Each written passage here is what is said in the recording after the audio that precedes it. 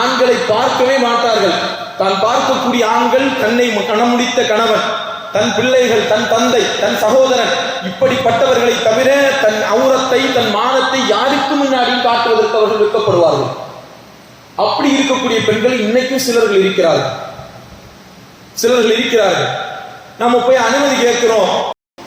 ரப்பி ஸித்னி இல்மா சுப்ஹானக லா இல்ம லனா இல்லா மா அல்லம்தனா இன்னக அன்தல் அலீமுல் ஹகீம். அளவற்ற அருளாளனும் நிகரற்ற நிறைந்த அன்புடையவனுமான எல்லாம் அல்ல அல்லாஹுவின் திருநாமம் கொண்டு ஆரம்பம் செய்கிறேன்.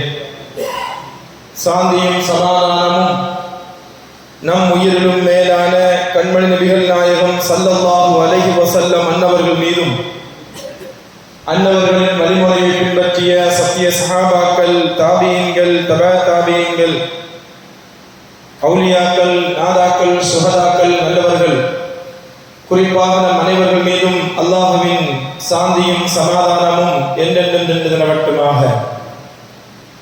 நாம் இந்த பூலோகத்தை விட்டு பிரிவதற்கு முன்னால் புனிதமான அவனுடைய காபாவையும் நம் உயிரிலும் மேலான கண்மணி நபிகள் நாயகம் ஸல்லல்லாஹு அலைஹி வஸல்லம் அவர்கள் மறைந்து வாழ்கின்ற புனிதமான அந்த ரௌதாவையும் பலமுறை தரிசிக்கும் பாக்கியம் வல்ல ரஹ்மான் நம் அனைவர்களுக்கும் தந்தல்வாராக. வாழும் காலங்களில் ஏக இறைவனான அல்லாஹ்வுடைய கட்டளைகளுக்கும் இறுதி தூதர் முஹம்மது முஸ்தபா ஸல்லல்லாஹு அலைஹி வஸல்லம் அவர்கள் எப்படி வாழ்ந்து மறைந்தார்களோ அப்படிப்பட்ட உன்னத வாழ்க்கை வாழ்வதற்கு வல்ல ரஹ்மான் நம் அனைவர்களுக்கும் தௌஃபீக் செய்வானாக. வாழும் காலங்களில் திடீரென்று ஏற்படக்கூடிய மரணங்கள், ஆபத்துகள், விபத்துகள், மருத்துவமனை கஷ்டங்கள், செலவினங்கள் அத்தனை விட்டும் நம்மையும் நம்மை பெற்றெடுத்த நம் தாய் தந்தையர்கள், நம் மனை மக்கள், நம் ஊர்வாசிகள், நம் மயில்வாசிகள், நமக்கு கல்வியை கற்றுத்தந்த ஆசிரியர் பெருமக்கள் அத்துணை பேர்களையும் வல்ல ரஹ்மான் பாதுகாத்தல்வாராக. சங்கைக்குரிய அல்லாஹ்வின் நல்லடியார்களே, உலகத்திலே முஸ்லிம்கள் கடைபிடிக்கக்கூடிய ஒரு அற்புதமான ஒரு மார்க்கம் இஸ்லாமிய மார்க்கம். இந்த இஸ்லாமிய மார்க்கம் இருக்கிறதே, முஸ்லிம்களுக்கு மட்டுமல்ல, முஸ்லிம் அல்லாத சமூகத்திற்கும், ஒட்டுமொத்த மனித சமூகத்திற்கும் அவர்களுடைய காலகட்டத்திற்கு தேவையான அத்துணை விஷயங்கள், தெளிவான கருத்தை பதிவு செய்த ஒரு மார்க்கம் இஸ்லாமிய மார்க்கம். அந்த அடிப்படையிலே மனித உரிமை பேணப்பட வேண்டும். இந்த காலகட்டத்தில் மனித உரிமை மீறப்படக்கூடிய ஒரு காலகட்டம். அந்த காலகட்டத்தில் மனித உரிமையை எப்படி பாதுகாக்கப்பட வேண்டும், மனித உரிமைக்கு எவ்வளவு முக்கியத்துவம் கொடுக்க வேண்டும், மனித உரிமையை பெருமானார் ஸல்லல்லாஹு அலைஹி வஸல்லம் அவர்கள் எப்படி வலியுறுத்தி பேசியிருக்கிறார்கள் என்கிற செய்திகள் ஆழமா நம்ம இஸ்லாம் நமக்கு விவரித்து காட்டும். டிசம்பர் 10 ஹியூமன் ரைட்ஸ் டேன்னு சொல்லுவோம், மனித உரிமை காப்பு தினமாக இன்னைக்கு ஐநா அளவில், இன்னைக்கு உலக அளவில் கொண்டாடப்படுகிறது. மனித உரிமை பாதுகாக்கக்கூடிய தினம். தானும் தன்னுடைய வாழ்க்கையும் பிறருடைய வாழ்வாதாரத்திற்கும் ஒரு உத்தரவாதம் கொடுக்கக்கூடிய ஒரு முக்கியமான ஒரு தினமாக டிசம்பர் 10 உலக அளவிலே அதை கொண்டாடப்படுகிறது. இன்னைக்கு மனித உரிமைக்கு இஸ்லாம் கொடுக்கக்கூடிய முக்கியத்துவம் வேற எந்த சமூகமும் இந்த அளவுக்கு ஒரு தெளிவான ஒரு விஷயத்தை பேசுவதாக நாம் பார்க்க முடியாது. ஒரு மனிதனுடைய தனிப்பட்ட வாழ்க்கை, தனிப்பட்ட செயல்பாடுகள், அவனுடைய தனிப்பட்ட அந்தரங்கங்கள், எல்லா விஷயத்திற்கும் முக்கியத்துவம், அதை பாதுகாக்கப்பட வேண்டும், அதற்குண்டான உரிமைகளை நாம் கொடுக்க வேண்டும் என்பதாக நமக்கு இஸ்லாம் வலியுறுத்தி பேசும். குறிப்பா பெருமானார் ஸல்லல்லாஹு அலைஹி வஸல்லம் அவர்கள் சொல்வார்கள், ஒரு வீட்டுல போய் நுழைகிறதா இருந்தா கூட, ஒரு வீட்டுக்கு போறதா இருந்தா கூட சலான் சொல்லி அனுமதி பெற்றுதான் உள்ள போகணும். சொந்த வீட்டுக்கு கூட சலான் சொல்லி அனுமதி பெற்றுதான் வீட்டுக்குள்ள போகணும். இன்னைக்கு நாம் நம்முடைய சொந்த பந்தங்களுடைய வீடு தானே என்று சொல்லி சர்வ சாதாரணமா உள்ள போயிடும். கதவை திறந்து பெல் அடிப்போம், திறந்துருந்தா திறந்துட்டு என்ன செஞ்சிருவோம், ஏம்பல யாரையும் காணல, இல்லை எங்க போய் கிடக்குதேன்னு சொல்லிட்டு நம்ம என்ன செஞ்சிருவோம், வீட்டுக்குள்ள போயிடுவோம். அப்படி போகுவதே மார்க்கம் அனுமதிக்கவில்லை. அது நமக்கு நெருங்கியவர்களுடைய வீடாக இருந்தாலும் சரி, நம் சகோதரனுடைய வீடாக இருந்தாலும் சரி, நம் பிள்ளைகளுடைய வீடாக இருந்தாலும் சரி, அந்த வீட்டிலிருந்து அனுமதி பெறாமல் அந்த வீட்டுக்குள் நுழைவதை மார்க்கம் அனுமதிக்கவில்லை. பெருமானார் ஸல்லல்லாஹு அலைஹி வஸல்லம் அவர்கள் சொன்னார்கள், இதஸ்தஅதன அஹதுக்கும், உங்களில் ஒருவர் அனுமதி கேட்டால், ஒரு வீட்டுக்கு போறார், போய் சலாம் சொல்றார், அஸ்ஸலாமு அலைக்கும் அப்படின்னு சலாம் சொல்லி, இல்லைன்னா சலாம் சொல்லிட்டு பெல் அடிக்கிறார். பெல் அடிச்சுட்டு 3 தடவை அனுமதி கேட்பதற்கு மார்க்கம் அனுமதி வழங்கி இருக்கிறார். சொல்றாங்க, இதஸ்தஅதன அஹதுக்கும், உங்களில் ஒருவர் அனுமதி கேட்டால், சலாசன் 3 தடவை அனுமதி கேட்கிறீங்க, 3 தடவை அனுமதி கேட்டும் அங்க இருந்து அனுமதி பதில் வரவில்லை என்றால், உள்ளே வருவதற்குண்டான எந்த ஒரு பதிலும் கிடைக்கவில்லை என்றால், ரசூலுல்லாஹ் அடுத்த மாத்திரத்தில் சொன்னாங்க, ஃபல்யர்ஜி, அந்த இடத்தை விட்டு திரும்பி போயிரு. உடனே ஜன்னலை திறந்து பார்க்குறது, ஜன்னல் எப்படி இருக்கு, கொண்டி போட்டிருக்கியா, அந்த சைடு கேட்ட போய் பார்க்கறது, அடக்கலை வழி போய் பார்க்கறது, இது பழக்கம். அங்க பின்னாடி போய் பாருக்கும், அங்க உறங்கி கிடப்பா. 3 தடவை அனுமதி கேட்டுவிட்டு பெருமானார் ஸல்லல்லாஹு அலைஹி வஸல்லம் அவர்கள் சொல்கிறார்கள், அனுமதி கிடைக்கலையா, நேர வீட்டை ஃபல்யர்ஜி, அந்த இடத்தை விட்டு நீ திரும்பி போயிரு. 3 தடவை ஒரு மனிதனுடைய வீட்டிலேயோ எந்த ஒரு இடத்திலோ அனுமதி கிடைக்கவில்லை என்றால் அந்த இடத்தில் நீண்ட நேரம் நிற்கவே கூடாது. இப்போ ஒரு வீட்டில் போய் ஒரு ஆள் ஒரு அனுமதி கேட்கிறார், அந்த வீட்டில் ஒரு பெண்மணி இருக்கிறார். இன்னைக்குள்ள பெண்மணிகள் சர்வ சாதாரணமாக எல்லாத்தையும் பேசுவாங்க, ஆண்கள் தான் வைக்கப்படுவாங்க. கடைக்கெல்லாம் போனா ஆண்கள் ஒரு ஓரத்தில் போய் உட்கார்ந்துருவாங்க. அது ஜுவல்லரி கடையா இருந்தாலும் சரி, துணி வாங்கக்கூடிய கடையா இருந்தால் பெண்கள் தான் அங்க இருக்கக்கூடிய கஷ்டம். பணிகள்கிட்ட போய் நேருக்கு நேரா பேசி, எந்த உடுப்பு வேணும் ஆம்பளைட்ட கேட்டா அவங்கள்ட்ட கேளுங்க அப்படின்னு சொல்லுவாங்க. அவங்க தான் எல்லாத்தையும் துணிந்து பேசுவார்கள். அன்னைக்குள்ள பெண்கள் அப்படி அல்ல, ஆண்களை பார்க்கவே மாட்டார்கள். தான் பார்க்கக்கூடிய ஆண்கள் தன்னை கணமுடித்த கணவன், தன் பிள்ளைகள், தன் தந்தை, தன் சகோதரன், இப்படிப்பட்டவர்களை தவிர தன் அவுரத்தை, தன் மானத்தை யாருக்கு முன்னாடியும் காட்டுவதற்கு அவர்கள் விற்கப்படுவார்கள். அப்படி இருக்கக்கூடிய பெண்கள் இன்னைக்கும் சிலர்கள் இருக்கிறார்கள். நம்ம போய் அனுமதி கேட்கிறோம், நீண்ட நேரம் நிற்கிறது அப்படியே. அது அவங்க ஒரு வேளை ஏதாவது இக்கட்டான இந்த நிலை, இந்த ஆடையோட வெளியே வர்றதுக்கு அவங்க வெட்கப்படலாம். அதனால நீண்ட நேரம் நிற்பதற்கும் மார்க்கத்தில் அனுமதி இல்லை. வந்த அனுமதி 3 தடவை கேட்டீங்களா, அனுமதி வரலையா, அந்த இடத்தை விட்டு காலி பண்ணிடுறாங்க. உமர் ரலியல்லாஹு அன்ஹு பார்ப்பதற்காக வேண்டி அபூ மூஸா அஷ்அரி ரலியல்லாஹு அன்ஹு வர்றாங்க. உமர் ரலியல்லாஹு ஜனாதிபதியா இருக்கிறாங்க. ஜனாதிபதியை பார்ப்பதற்காக வருகிறார்கள். வரும்போது வந்து அனுமதி கேட்கிறாங்க, அனுமதி கிடைக்கல. கொஞ்ச நேரம் நின்று போயிட்டான். உமர் ரலியல்லாஹு அன்ஹு தன்னுடைய அலுவலக வேலையெல்லாம் முடிச்சுட்டு, அபூ மூஸா அஷ்அரி வந்தாரே, என்ன ஆச்சு, அவரை காணலையே அப்படின்னு கேட்பான்.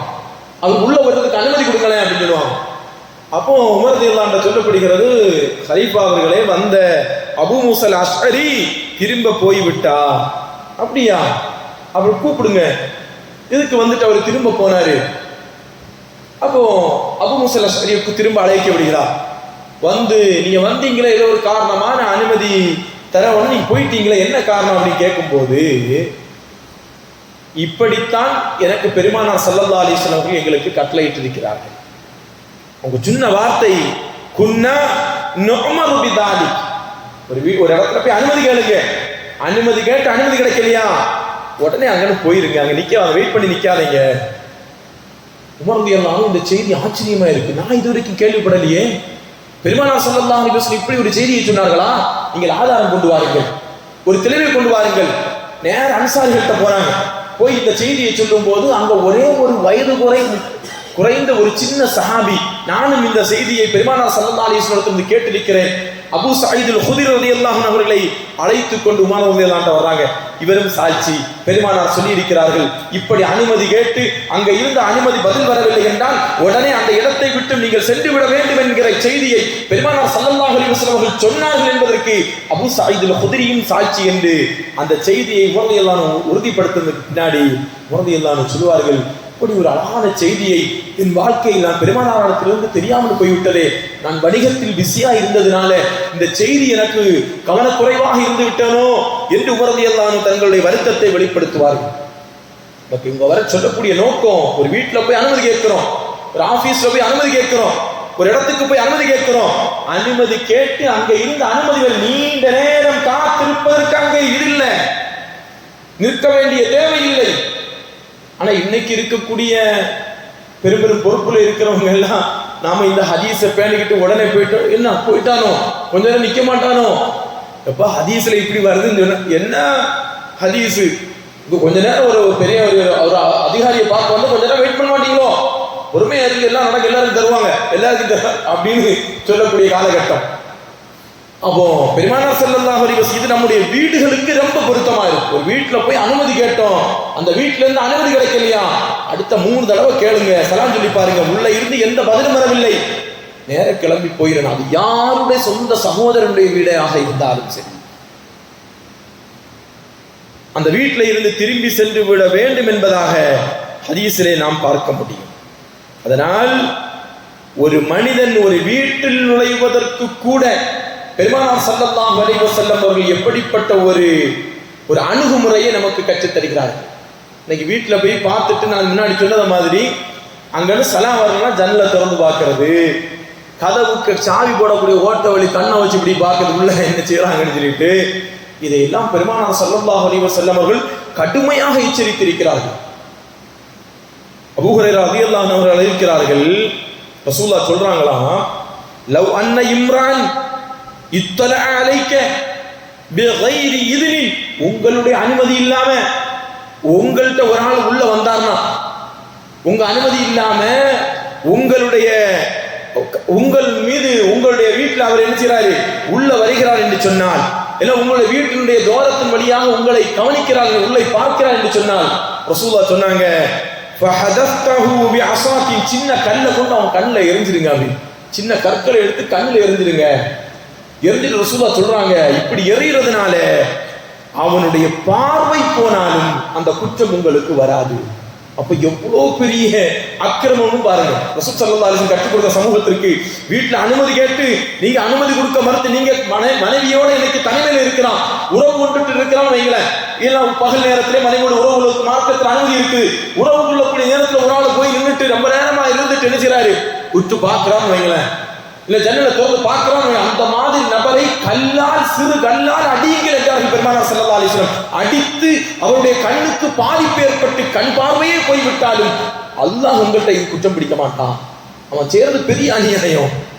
அனுமதி கேட்டு அனுமதி கிடைக்கலாம், அந்த இடத்தை விட்டு அவன் காணியாகி போய்விட வேண்டும். பெருமானார் ஸல்லல்லாஹு அலைஹி வஸல்லம் ஒரு நிகழ்வை அனஸ் இப்னு மாலிக் ரலியல்லாஹு அன்ஹு சொல்றாங்க.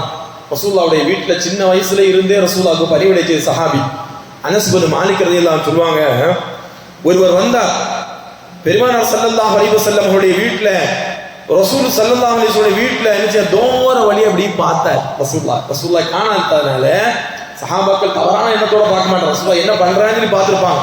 ஆனால் பெருமானார் ஸல்லல்லாஹு அலைஹி வஸல்லம் என்ன செய்தார்கள் தெரியுமா, தன்னுடைய வீட்டிலிருந்து அம்புனுடைய கூர்மையான ஒன்று இல்ல கூர்மையான ஒரு வஸ்துக்களை எடுத்துக்கொண்டு அவருடைய கண்ணில் குத்துவதற்காக பெருமானார் ஸல்லல்லாஹு அலைஹி வஸல்லம் செய்ய நாடியதை இன்றைக்கு நான் பார்ப்ப அந்த செயல் நடந்ததை போன்று எனக்கு உணர்வு ஏற்படுகிறது. ரசூலுல்லாஹ் வீட்டுல வந்து ஒருவர் கண் ஓட்ட வழி பார்க்கும்போது அவருடைய கண்ணில் கூர்மையான ஒரு ஆயுதத்தால் குத்துறதுக்கு ரசூலுல்லாஹ் துணிந்து எழுந்திருச்சாங்க. தாக்குறதுக்கு அந்த செயல்பாடை செய்வதற்கு பெருமானார் ஸல்லல்லாஹு அலைஹி வஸல்லம் முற்பட்டார்கள். அந்த அளவுக்கு மோசமான ஒரு செயல். அடுத்தவருடைய வீட்டில் ஒட்டு பார்ப்பது, அந்த அனுமதி இல்லாமல் அந்த வீட்டினுடைய உள்ளே நுழைவது மிக பாவத்திற்குரிய, மார்க்க நமக்கு தடை செய்திருக்கக்கூடிய ஒரு விஷயம். அனஸ் இப்னு மாலிக் ரலியல்லாஹு அன்ஹு சொல்கிறார்கள், அந்த வந்த சஹாபிட்ட ரசூலுல்லாஹ் சொன்னா, அந்த பார்த்த அந்த நபர்கிட்ட ரசூலுல்லாஹ் சொன்னாங்களா, எதுக்குப்பா அனுமதி வாங்குறதா, இங்க எதுக்கு அனுமதி வாங்கி உள்ள வரணும், அல்லாஹ் நம்ம கட்டளையிட்டு இருக்கான் குர்ஆன்ல, எதற்காக, உன்னுடைய பார்வை தவறான இடங்களில் விழுந்து விடக்கூடாது. சொந்த வீட்டில் இருந்தாலும் தாயும் தந்தையும் இருக்கக்கூடிய தன் சகோதரிகள் இருக்கக்கூடிய வீடுகளாக இருந்தாலும் அவர்களுடைய வீட்டுக்கும் அனுமதி வாங்கிட்டு தான் போகணும். திடீர்னு அவர்கள் தன்னுடைய வீடு தானே சுதந்திரமா இருந்திருக்கலாம், நீ டக்குன்னு கதவு திறந்துட்டு போகும்போது அது உனக்கும் சங்கடத்தை ஏற்படுத்தும், அதை அந்த வீட்டுக்குள் இருக்கக்கூடிய நபர்களுக்கும் சங்கடத்தை ஏற்படுத்தும். அந்த ரசூலுல்லாஹி ஸல்லல்லாஹு அலைஹி வஸல்லம் வீட்டுல ஒட்டு பார்த்த, தோரம் வழியாக பார்த்த அந்த நபரை பெருமானார் ஸல்லல்லாஹு அலைஹி வஸல்லம் அவர்கள் எச்சரித்தார்கள் என்பதாக ஹதீஸிலே நமக்கு பார்க்க முடியும். அதே மாதிரி பிறருடைய இன்னைக்கு அதிகம் நடக்கிறது இதுதான். பிறருடைய உரையாடலை ஒட்டு கேட்கறது, போன் காலை கேட்கறது, அதை ஹேக் பண்ணி அவன் ஏர்டெல் பேசுறான், அவன் ஏர்டெல் பேசுறான், அவனுடைய அந்தரங்க தொடர்புகள் என்ன, இந்த விஷயங்களை இன்னைக்கு தாராளமாக செய்யப்படக்கூடிய மிகப்பெரிய ஒரு அநியாயம். சமீபத்திலே நடந்த பார்லிமெண்ட்ல கூட மக்களுக்கு எதிரான சட்டத்தையே கொண்டு வந்து பழக்கப்பட்டவர்கள் இன்னைக்கு மத்தியில் ஆளக்கூடியவர்கள் ஒவ்வொரு நாளும் குறிப்பா இஸ்லாமிய மக்களுக்கு எதிராக அவர் சமீபத்தில் ஒரு சட்டத்தை பாஸ் பண்றதுக்கு முற்பட்டாங்க. என்ன சட்டம்னா, ஒரு ஆப் சச்சா சாதி என்கிற ஒரு ஆப்பை எல்லா போன்லையும் எல்லாருமே கம்பல்சரி அதை என்ன செய்யணும், பதிவு பண்ணணும். அதை பதிவிறக்கம் செய்து அதை ஆன் பண்ணி வச்சிருக்கணும், அப்டேட் கொடுத்து வச்சிருக்கணும். புதுசா வரக்கூடிய போன்ல அந்த அப்டேட் அப்படியே சாலுவாய் வந்துடும். இத பார்லிமெண்ட் அந்த இது சாலுவாயிட்டுனா ஒருவர் யார்கிட்ட எல்லாம் பேசுறான், ஒருத்தன் யாருக்கெல்லாம் மெசேஜ் அனுப்புறான், யாரோட எல்லாம் தொடர்புல இருக்கிறான், எல்லாம் அவன் போன் ரீதியா என்னென்ன கன்றாவி எல்லாம் செய்யறானோ அத்துணை முட்டு கேட்பதற்கு மத்திய அரசாங்கத்திற்கு உரிமை உண்டு என்கிற ஒரு சட்டத்தை பாஸ் பண்ணி ஒரு ஆப்பை எல்லோரும் பயன்படுத்த வேண்டும் என்கிற குரலை எழுப்பிய நேரத்தில் எதிர்க்கட்சியினுடைய வலுவான எதிர்ப்பினால் தற்சமயம் அதை பின்வாங்கி இருக்குது என்கிற செய்தியை நம்ம பத்திரிகையில படிச்சிருக்கிறோம். எதிர்க்கட்சியினுடைய மிகப்பெரிய எதிர்ப்பினால் அதை பின்வாங்கி இருக்கிறார்கள். உலகத்தில் யாருமே விரும்ப மாட்டார் தன்னுடைய ரகசியத்தை பிறர் அறிவதை. தான் பேசிய தான் விரும்பாத ஒரு காரியத்தை வெளிரங்கத்தில் யாரும் தெரிந்துவிடக் கூடாது, தன்னுடைய அந்தரங்கத்தை யாருமே என்ன செய்ய மாட்டார்கள், அதை பிறர் தெரிவதை ஒருபோதும் விரும்ப மாட்டார்கள். அப்பாஸ் ரலியல்லாஹு அன்ஹு சொல்வார்கள், ஒரு ஆள்கிட்ட இருந்து ஒரு பேச்சை நீங்க கேட்கிறீங்கன்னா அந்த பேச்சை அவர் வெறுப்பவராக இருந்தால், அல்லது உங்களை விட்டும் அவர் விரண்டு ஓடுகிறார், உங்களை பார்த்தோன்னு ஓடுற அப்படிப்பட்ட ஒரு நபருடைய பேச்சை நீங்கள் கேட்டால், ஒட்டு கேட்டால், அதனால் நமக்கு கிடைக்கக்கூடிய தண்டனை என்ன தெரியுமா? அப்துல்லா பின் அப்பாஸ் ரலியல்லாஹு ரசூலுல்லாஹ் இந்த ஹதீஸை சொல்றாங்க, கியாமத் நாளையில சுப்பஃபி உத்னிஹில் ஆனுகு யௌமல் கியாமா, கியாமத் நாள்ல அவருடைய காதுல அல்லாஹ் ஈயத்தை காய்ச்சி ஊற்றுவான் ஒட்டு கேட்டதுனால. கொஞ்சம் யோசிச்சு பாருங்க. இமாம் பெருமக்கள் இந்த ஹதீஸை அடிப்படையாக வைத்து சொல்வார்கள், ஒருத்தட்ட போய் ஒரு காசை திருடுவதை விட ஒருவருடைய உரையாடலையோ ஒருவருடைய அந்தரங்க விஷயத்தையோ அவனிடத்தில் இருந்து அவனுக்கு தெரியாமல் அதை ஒட்டு கேட்பது இருக்கிறதே, ஒருவனிடத்தில் காசை திருடுவதை விட மிக மோசமான பாவம். திருடிட்டான அவன் கையை மட்டும்தான் வெட்டுவாங்க. இது அப்படி அல்ல, இது அதை விட கொடுமையான தண்டனை. அவனுடைய காதில் கியாமத்தினால ஈயத்தை காய்ச்சி ஊற்றப்படும். நாமெல்லாம் ஒவ்வொருவரும் எத்தனை பேரோட அந்தரங்க காட்சிகள், அந்தரங்க வீடியோக்கள், அந்தரங்க பேச்சுக்களை கேட்டிருப்போம். அல்லாஹ்விடத்தில் தௌபா செய்ய வேண்டும். அல்லாஹ் நம் அனைவர்களுடைய பாவங்களையும் அல்லாஹ் மன்னிக்க வேண்டும். மிக மோசமான ஒரு செயல்பாடு.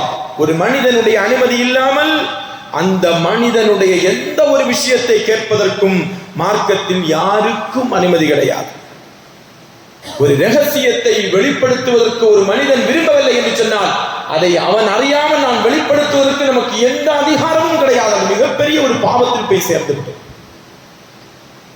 ஹதீஸ்ல வருகிறது, திருமிதி ஷரீஃப்ல பதிவு செய்யப்பட்டிருக்கிறது, ஒரு மனிதர் உங்கள்கிட்ட ஒரு விஷயத்தை பேசுறாரு, இதா ஹதஃப ரஜுலு அல் ஹதீஸ், ஒரு பேச்சை உங்கள்கிட்ட வந்து பேசுறாரு, பேசிட்டு அவர் எதுவுமே திரும்பி பார்க்காம போயிட்டார்னா அது உங்களுக்கு ரகசியம். அந்த பேச்சை நாம பாதுகாக்கும். ஒருவர் ஒரு விஷயத்தை சொல்லி, அறிஞ்சியா இப்படி ஒரு செய்தி கேள்விப்பட்டேன் அப்படின்னு சொல்லிட்டா போதும், யார்ட்டையும் சொல்லிடாத, எனக்கு ரொம்ப நெருங்கினாலும் நினைச்சேன், சொல்றேன் தயவு செய்து யார்ட்டையும் சொல்லிடாத அப்படின்னு சொல்லிட்டு அவர் வீட்டுக்கு போவாரா இல்லையோ, சொன்னவருடைய வீட்டுக்கே அந்த தகவல் போயிடும். அவ்வளவு ஸ்பீடா பேசிட்டு இருக்கும்போது போன்ல டைப் பண்ணுவான், என்ன எல்லாம் செய்யறான், எடுக்கிறான். இன்னைக்கு அவன் பேசவே தமிழ்ல டிரான்ஸ்லேஷன் செய்து கொடுக்கக்கூடிய ஆப் எல்லாம் வந்துருச்சு. இப்போ நான் பேசிட்டு இருக்கேன்னா என் பேச்சை கேட்டு என்ன செஞ்சிருவாங்க, தமிழ்ல பதிவாயிடும், கடை பதிவாகும். இவன் போறவன் அவன் பதிவு பண்ணி வாட்ஸ்அப்ல, ஃபேஸ்புக்ல, இன்ஸ்டாகிராம்ல எல்லாம் போட்டு அவன் என்ன செய்ய நாரடிக்கக்கூடிய சூழ்நிலை. அப்படிப்பட்ட ஒரு காலகட்டத்தில் நாம் வாழ்ந்து கொண்டிருக்கிறோம். ஒவ்வொருவர்களுடைய தனிப்பட்ட வாக்குக்கும் பேச்சுக்கும் அவர் விரும்பாமல் அவருடைய பேச்சையோ அவருடைய எந்த செயல்பாடையோ அவருக்கு விருப்பமில்லை என்று சொன்னால் அதை பகிர்வது மிகப்பெரிய ஒரு பாவம். இன்னைக்கு வாட்ஸ்அப் குரூப்ல நம்பிக்கையோட என்ன செய்வோம், ஒரு குரூப் நண்பர்கள் தளம் உருவாக்கி வச்சிருப்பாங்க. நண்பர்களுக்கு மத்தியில ஜாலியா பேசுவாங்க, பல்வேறு தரமா என்ன செய்வாங்க, பொம்பளைகளை கிண்டல் பண்றது எல்லாமே அவங்களுக்கு. ஏன்னா நண்பர்களுக்கு ஒரு முக்கியமான அவங்களுக்கு ஒரு அது பாவமான காரியம்னு வச்சுக்கோங்களேன். அது அவங்க நண்பர்கள் யாருமே என்ன செய்ய மாட்டாங்க, இந்த விஷயத்த நம்ம குரூப்பை விட்டு மனைவியில எந்த தந்தி குரூப்லயும் வராது, எந்த மனைவி குரூப்லயும் வராதுடா, இது நம்முடைய ஃப்ரெண்ட் சர்க்கிள்லாம் இருக்கும்ங்கிற நம்பிக்கையோடு பேசலாம் நிறைய.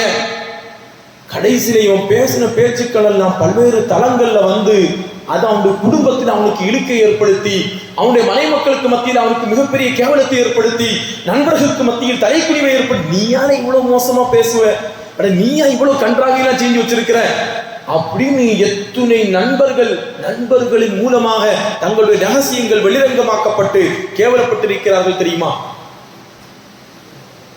சொல்வார்கள், இருவரை தாண்டி ஒரு செய்தி வெளிவந்து விட்டது என்று சொன்னால் அது ரகசியமே கிடையாது. அந்த இருவர் யாருன்னு ஒரு இமாம் கேட்பான். அந்த இருவர் யார்? அந்த இமாம் சொல்வார்களாம், இருவர்னா உன்னுடைய 2 உதடு, இந்த உதடை தாண்டி ஒரு பேச்சு வெளியே வந்துச்சுன்னா அது ரகசியமே கிடையாது. எந்த செய்தியாக இருந்தாலும் அது ரகசியமாகவே கிடையாது. நாம் ரகசியத்தை எப்படி பாதுகாக்க வேண்டும் என்கிற செய்தியை நீங்கள் ஹதீஸ் ஷரீஃபை புரட்டி பாருங்கள். பெருமானார் ஸல்லல்லாஹு அலைஹி வஸல்லம் அவர்கள்ட்ட பணிவிடை செய்யக்கூடிய அனஸ் பின் மாலிக் ரலியல்லாஹு அன்ஹு சொல்றாங்க, ஒரு தடவை நான் நண்பர்களோடு விளையாடிட்டு இருந்தேன், ரசூலுல்லாஹ் வந்தாங்க, என்னை கூப்பிட்டாங்க. நான் ரசூலுல்லாஹ்வுக்கு பணிவிடை செய்யக்கூடிய சஹாபி. ரசூலுல்லாஹ் என்னை கூப்பிட்டாங்க, கூப்பிட்டு ஒரு தேவைக்காக என்னை அனுப்பி வைத்தார்கள். அனுப்பி வச்சனா கொஞ்சம் லேட் ஆச்சு, போயிட்டு என் வீட்டுக்கு போறதுக்கு லேட் ஆச்சு. எங்க உம்மா சந்திக்கிற வீட்டுக்கு போறதுக்கு கொஞ்சம் லேட் ஆச்சு. உம்மா கேட்டாங்க, என்னப்பா இவ்வளவு நேரம் லேட்டா வர்ற அப்படின்னு கேட்டாங்க. அப்ப நான் சொன்னேன், பெருமானார் ஸல்லல்லாஹு அலைஹி வஸல்லம் அவர்கள் என்னை ஒரு அலுவலக தேவைக்காக அனுப்பி வச்சாங்க. உம்மா கேட்டாங்க, என்ன தேவைக்குமா அனுப்பி வச்சாங்க?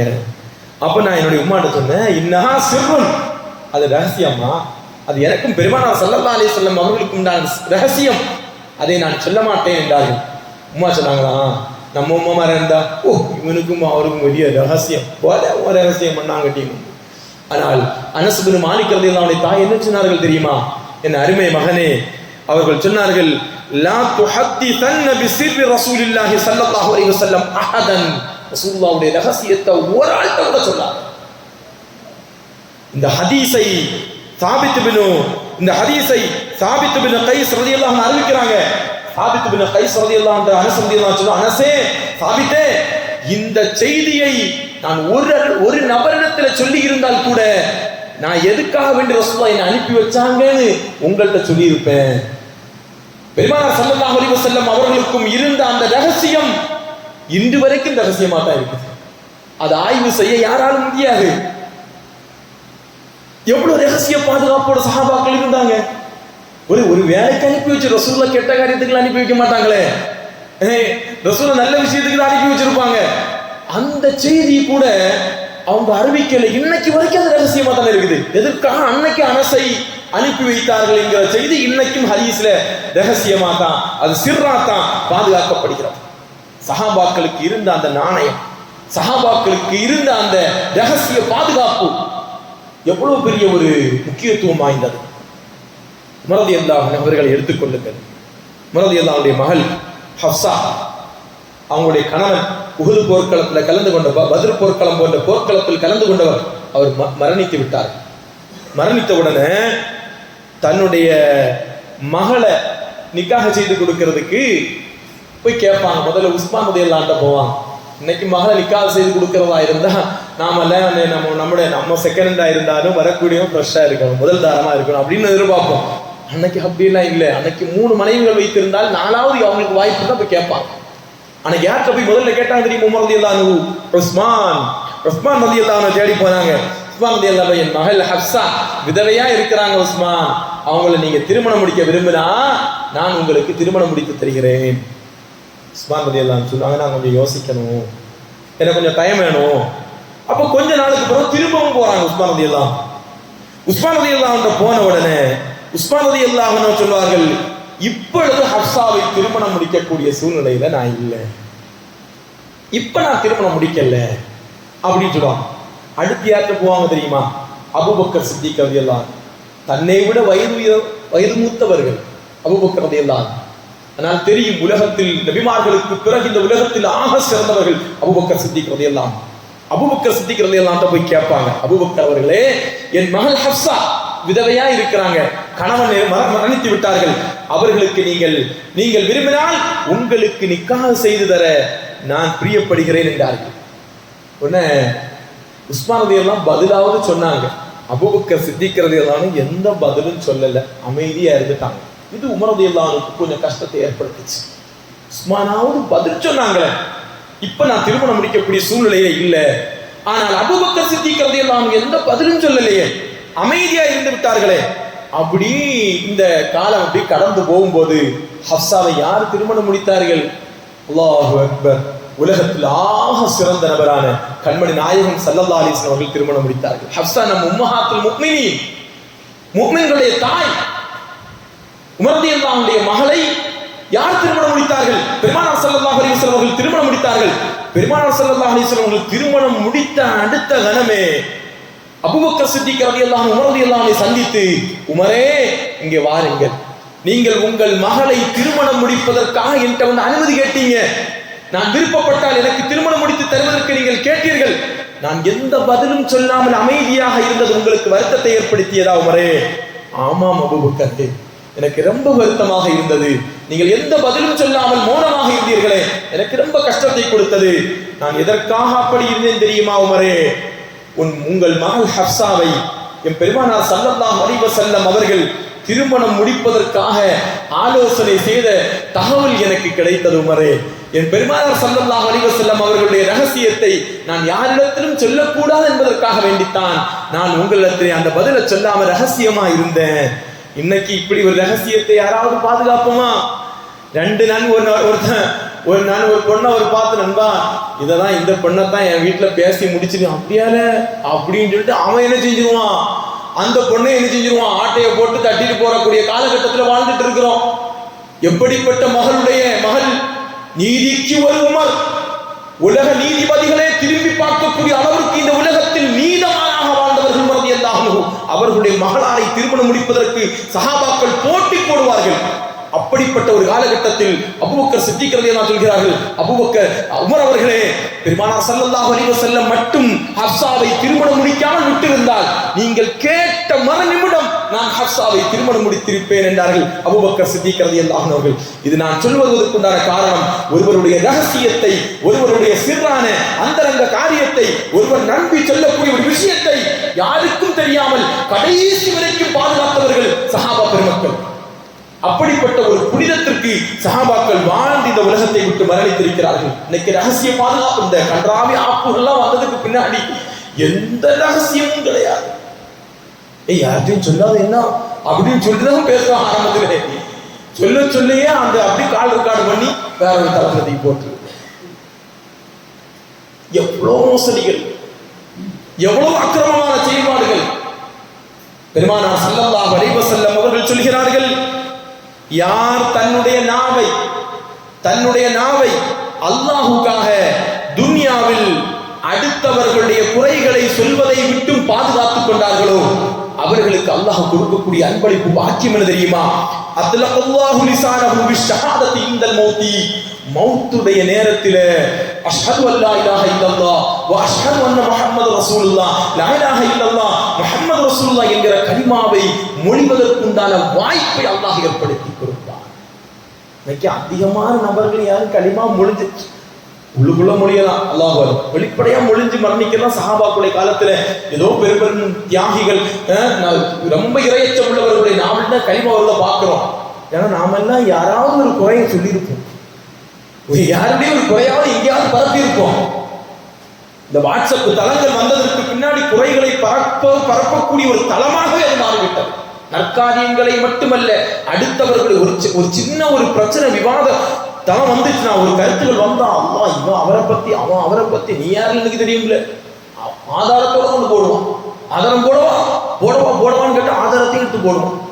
எப்படிப்பட்ட ஒரு மானங்கட்ட ஒரு காலகட்டத்தில் நம்ம வாழ்ந்துட்டு இருக்கிறோம். சஹாபா பெருமக்கள் மிக புனிதமாக வாழ்ந்தார்கள். பெருமானார் ஸல்லல்லாஹு அலைஹி வஸல்லம் சொன்னார்கள், தன்னுடைய நாவை பாதுகாத்தால் மரணத்தினுடைய நேரத்தில் அவர்களுக்கு கலிமா சொல்லக்கூடிய பாக்கியத்தை அல்லாஹ் கொடுப்பான். அடுத்த ரசூலுல்லாஹி ஸல்லல்லாஹு அலைஹி வஸல்லம் அவர்கள் சொன்னார்கள், யார் தன்னுடைய நாவை பாதுகாக்கவில்லையோ, அடுத்தவருடைய விஷயத்தில் அதை ரகசியத்தை பாதுகாக்காமல் பிறரிடத்தில் அதை பரப்பி அடுத்தவருடைய மானங்களை நோவடிக்கக்கூடிய மனிதனுக்கு அல்லாஹ் கொடுக்கக்கூடிய மிகப்பெரிய ஒரு தண்டனை என்ன தெரியுமா? அவர் மரணிக்கக்கூடிய நேரத்தில் அம்சகல்லாஹு லிசானஹு, அல்லாஹ்வுடைய நாவை பிடிப்பான். எதை விட்டு தெரியுமா? அனி ஷஹாதத்தி இன்தல் மௌத்தி, மௌத்துடைய நேரத்தில் கலிமா சொல்ல கூடாது இவன் என்பதற்கு அவனுடைய நாவை அல்லாஹ் தடுத்துடுவான்னு பெருமானார் ஸல்லல்லாஹு அலைஹி வஸல்லம் சொன்னார். எப்பேற்பட்ட பாவம் மட்டும் பார்த்து, நமக்கு ஒரு ஒரு ஆளுக்கு தட்டுனா நூற்றுக்கணக்கான பேர் பார்க்கிறான் ஒருத்தனுடைய குறைய. இன்னைக்கு மனிதனாக இருப்பவர்கள் எல்லோரும் பாவம் செய்வர்கள் தான். நீங்களும் நானும் நாம் நபிமார்கள் அல்ல, அல்லாஹ்வால் பாவத்தை விட்டு பாதுகாக்கப்பட்டவர்கள் அல்ல. நம் பாவத்தை நம் அல்லாஹ் ரகசியமாக்கி வைத்திருக்கிறான். யோசிச்சு பாருங்க, ஒவ்வொரு நாளும் ஒவ்வொரு நபருடைய பாவங்கள் அன்றைய தினம் இரவு அவர்களுக்கு அவருடைய இல்லங்களிலோ பொது வழியிலோ அது பப்ளிக் செய்யப்படும் என்கிற ஒரு சட்டம் இருந்துச்சுன்னா யோசிச்சு பாருங்க. அல்லாஹ் அப்படி அறிவிச்சு அன்னைக்கு வெளியே இறங்குவோமா? இல்லத்துக்கு வாரத்துக்கு ஒரு முறை எல்லோருடைய குற்றங்களும் வெளியே தெரியும். அந்த நாள் அவர் ஒரு ஏற்பாடு செய்து வச்சிருந்தா எவனாவது இன்னைக்கு ஜும்மாக்கு பள்ளிக்கு வருவோமா? யாரும் தர மாட்டோம். நான் உள்பட எல்லாம் உள்ள இருக்கும், பள்ளி காலியா இருக்கும். எல்லாருக்கும் 1008 குறை வெளியே சொல்ல முடியாத குறைகள் இருக்கிறது. அப்படி அல்லாஹ் எல்லாருடைய பாவத்தை மறைச்சு மன்னிக்கிறாங்க. அல்லாஹ் பாவத்தை மன்னிக்கிறது மட்டுமல்ல, நம்ம விரும்ப மாட்டோம். நம் தாய் விருப்பாந்தை அந்த பாவத்தை நம் தாய் தெரிவதை அவர்கள் விரும்ப மாட்டோம். நம் தந்தை அறிவதை விரும்ப மாட்டோம். நம் மனைவிக்கு அறிவதை விரும்ப மாட்டோம். அவர்களுடைய கண்கள், அவருடைய குரல், அவருடைய காது, அவருடைய உள்ள எல்லாத்தையும் விட்டு அல்லாஹ் பாதுகாத்து அதற்கு பிறகு நமக்கு மன்னிப்பையும் அல்லாஹ் கொடுக்கிறான். அல்லாஹ் எவ்வளவு பெரிய ரகசியம். அதனால ரகசியத்தை, அடுத்தவர்களுடைய மானத்தை கலங்கடிப்பதை போன்று எந்த ஒரு செயல்பாடிலும் நாம் ஈடுபட்டு விடக்கூடாது. இது ஒரு மிகப்பெரிய ஒரு மனித உரிமை மீறல்களாகத்தான் இருக்க முடியும். இன்னைக்கு மனித உரிமை மீறல் வந்தோன்னு நம்ம ஞாபகம் வருவது, இன்னைக்கு ஒரு சமூகத்திற்கு எதிராக மிகப்பெரிய ஒரு மனித உரிமை மீறல் இன்னைக்கு மத்திய அரசாங்கம் செய்து கொண்டிருக்கிற ஒவ்வொரு நாளும். அதில் வரக்கூடிய வாரங்கள் நாம் தொடர்ச்சியாக நாம் பேசுவோம். ரஹ்மான் இதையெல்லாம் இந்த ஜும்மாவில் நாம் கேட்டோமோ அதன் பிரகாரம் அமல் செய்வதற்குண்டான நசீபை வல்ல ரஹ்மான் நம் அனைவர்களுக்கும் அல்லாஹ் தந்தல்வானாக. வாழும் காலங்களில் இறைவா, இத்துணை நாள் நான் செய்த பாவம் உனக்கும் எனக்கும் வெட்ட வெளிச்சம். ஆனால் என் நண்பனுக்கு, என் குழந்தைகளுக்கு, என் மனைவிக்கு, என் தாய்க்கு, என் சகோதரனுக்கு, என் மஹல்லாவாசிகளுக்கு தெரியாது. அவர்களை விட்டும் என்னை நீ பாதுகாத்தாய். அதுபோன்று மரணம் வரைக்கும் அதை பாதுகாத்து மரண நேரத்தில் கலிமா ஒழிந்து மரணிக்கக்கூடிய நசீபை வல்ல ரஹ்மான் நம் அனைவர்களுக்கும் தந்தல்வானாக. وآخر دعوانا அல்ஹம்துலில்லாஹி ரப்பில் ஆலமீன். அஸ்ஸலாமு அலைக்கும் வரஹ்மத்துல்லாஹி வபரகாத்துஹு. ஒரு அறிவிப்பு, அடுத்த வாரம் வெள்ளிக்கிழமை MDP அந்த ஹாலில் வச்சு சமஸ்த கேரளாவுடைய ஒரு நூற்றுக்கணக்கான உலமாக்கள் கலந்து கொள்ளக்கூடிய ஒரு நிகழ்வு நடைபெற இருக்கிறது. ஜமாத்திற்கு அழைப்பு இருக்கிறது. அத்தனை பேர்களும் அந்த நிகழ்வுகளை கலந்து கொள்ள சிறப்பிக்குமாறு ஜமாத்தின் சார்பாக கேட்டுக்கொள்கிறேன். அஸ்ஸலாமு அலைக்கும் வரஹ்மத்துல்லாஹி வபரகாத்துஹு.